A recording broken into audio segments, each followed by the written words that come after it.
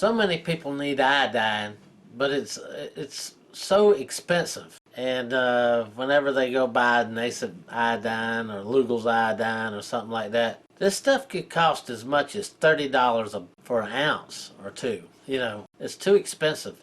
So I have a recipe to teach you how to make a good, strong Lugol's iodine, around 8% and awful cheap. You'll have so much you won't have to buy any for years. For the money you put in the Lugol's iodine, you will end up either giving it away to your friends or selling some of it off or whatever.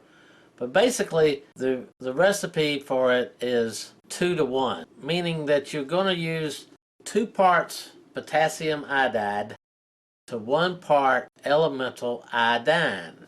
So if you went on eBay or something like that, don't buy any of the Chinese elemental iodine. You don't know where it come from or what they put in it.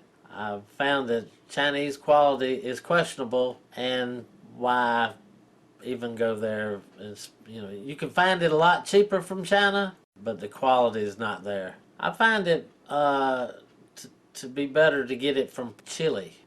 That's where you get the elemental iodine, and the potassium iodide. You can get that from most anywhere. I tend to be drawn to the lab grade iodide. And so, I mean, for less than $50, you can make a quart of it. That's a whole lot better than spending $30 an ounce. So try that out. It's 1 part potassium iodide, which, you know, say buy 50 grams of elemental iodide and 100 grams of potassium iodide and mix it into a quart of distilled water and let it dissolve overnight and mix it again. Gosh, you'll have more iodide than you can use for years, and it'll save you a lot of money, and you'll be glad you did.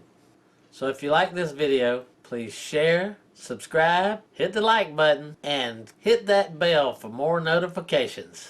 I got a lot more information for you. To your good health. See you later.